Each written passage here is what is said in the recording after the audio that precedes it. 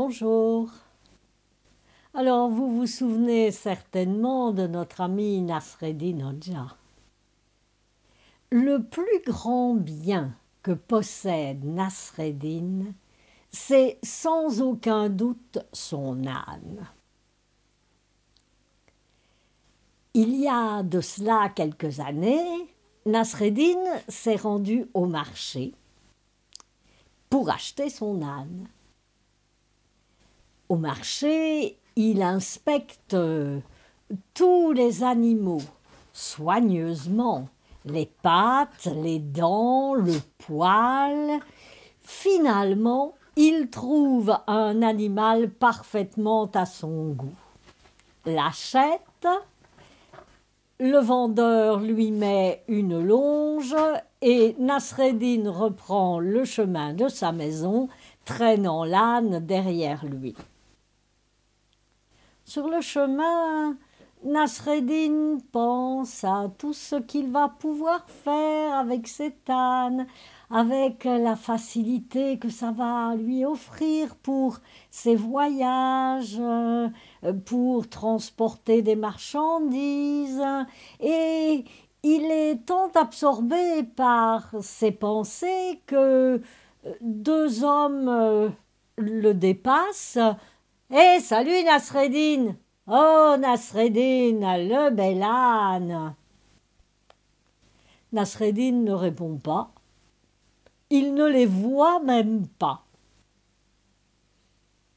Les deux hommes se regardent, sourient, ralentissent le pas. Nasreddin les dépasse à son tour.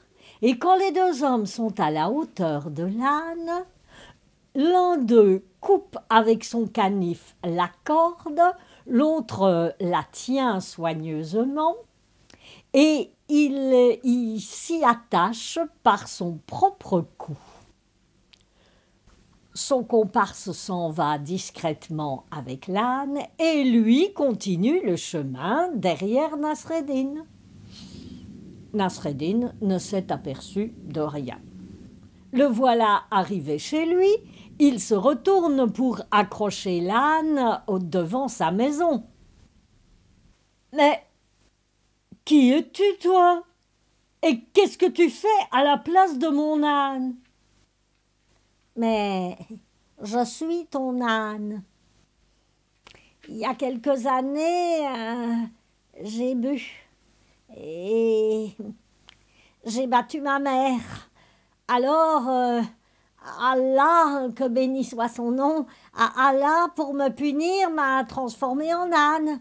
Et là, ma punition est finie, donc je suis redevenue moi. Que voulez-vous faire à cela? Nasreddin n'a eu d'autre solution que de laisser aller l'homme et de retourner le lendemain trouver un autre âne au marché. Comme la veille, il examine soigneusement tous les animaux, pattes, dents, poils. « Ah, mais je te reconnais, toi !» Il attire la tête de l'âne vers lui et alors, à peine délivré, tu bois à nouveau et tu bats ta mère. Ah, mais cette fois-ci, je ne t'achèterai plus, tu sais, tu ne m'auras plus. Ha! Nasreddin a trouvé un autre âne à son goût. Celui-là, sans surprise, c'était vraiment un âne. Et il lui a rendu bien des services, mais lui a valu aussi bien de petites aventures, comme vous allez le voir. Un jour donc, Nasreddin, grimpé sur son âne, s'en va au marché. Il fait très chaud ce jour-là. Heureusement, le chemin de Nasreddin traverse un petit bois. Ah, l'ombre y est agréable.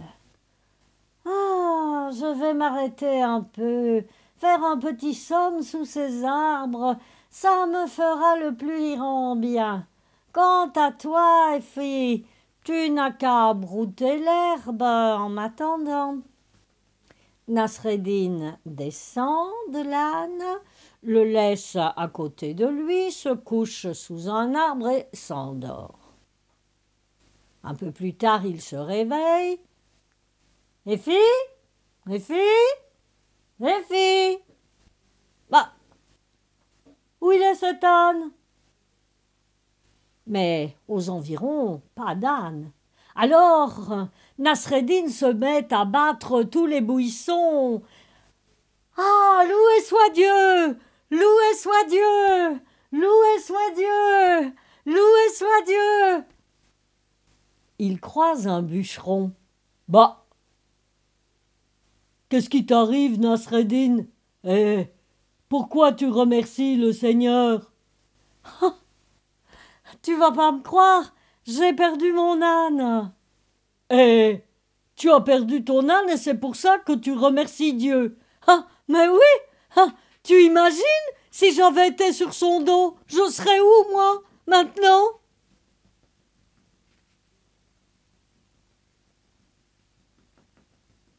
Quelques jours plus tard, Nasreddin est tranquillement dans sa maison, en train de manger la soupe. On frappe à la porte. C'est Ahmed, son voisin et ami de toujours.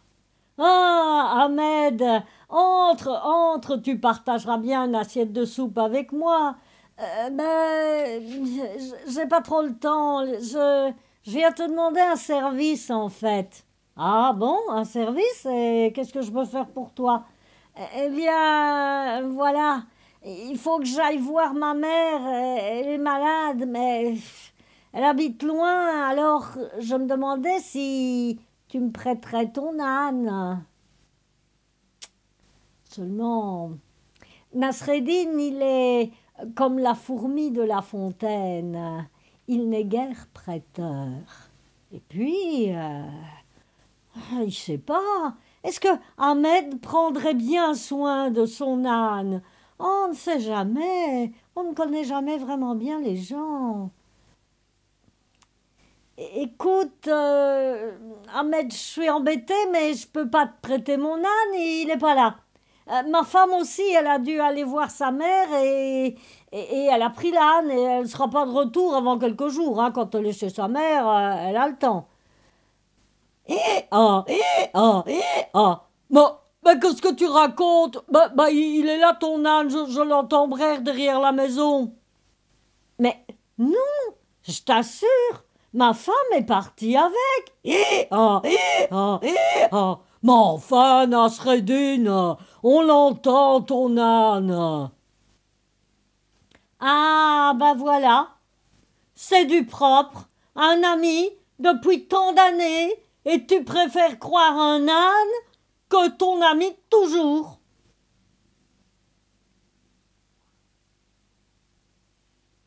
Un beau matin, Nasreddin s'en va au marché chercher les légumes de la soupe. Il emmène avec lui son fils. C'est un gamin d'une dizaine d'années, assez chétif. Il n'a pas l'air vraiment en bonne santé, cet enfant-là.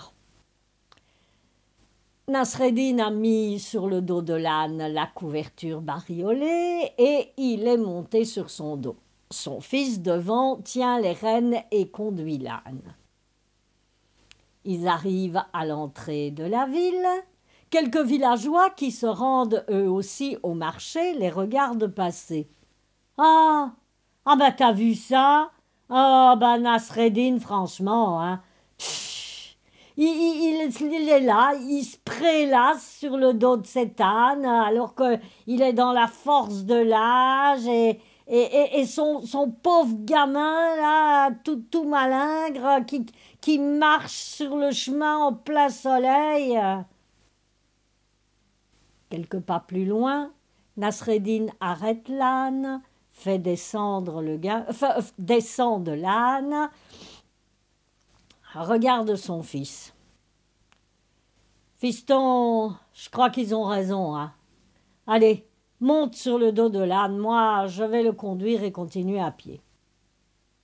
Le fils monte sur le dos de l'âne et ils reprennent leur chemin. Quelques pas plus loin, ils croisent d'autres villageois. Oh! Ah ben! Oh! Les enfants d'aujourd'hui! Ah mais je t'assure, quelle éducation aussi, hein? Nasreddin, il est là, qui souffle sous le soleil, pendant que son gamin, il se prélasse sur le dos de l'âne. Oh, c'est honteux! Nasreddin arrête l'âne, fait descendre son fils. Ces gens-là ont raison, mon fils. Continuons à pied, toi et moi. L'âne portera les légumes au retour. Et chacun tenant les rênes d'un côté, ils poursuivent leur chemin vers le marché. Arrivés à l'entrée de la place, des villageois les regardent passer. Oh non mais t'as vu ça? Oh là là, Nasreddin. Ah, il en fait jamais d'autres, hein. Non mais ils ont un âne et ils sont là, tous les deux, le père et le fils, qui suent des gouttes comme des pois à marcher alors qu'ils pourraient se laisser porter. Oh, oh, oh là là là là. Nasreddin arrête l'âne, regarde son fils. Ils ont raison, gamin. Viens, on monte sur le dos de l'âne. Le fils monte sur l'âne, Nasreddin derrière lui. L'âne se remet au pas. Il s'avance vers le marché. Il croise d'autres villageois. Oh, bah dis donc. Ah ben, pauvre bête. Non mais regarde-moi ça, comme il plie sous le poids.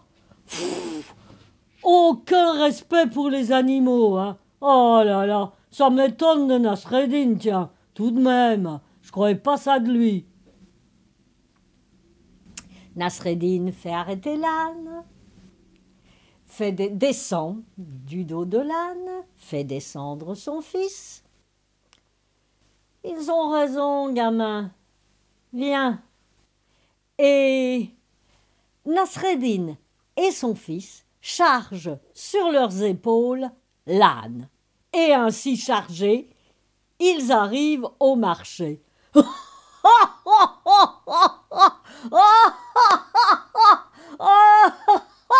mais t'as vu? Oh, mais il sait pas que c'est l'âne qui porte l'homme et pas l'homme qui porte l'âne. Nasreddin fait signe à son fils. Tous les deux déposent l'âne sur le sol. Nasreddin pose la main sur l'épaule de son enfant. Tu as compris, mon fils? Quoi que tu fasses, tu trouveras des gens pour trouver que tu as mal fait. Alors, ne les écoute pas. Fais comme tu crois, toi, que c'est le mieux. À demain.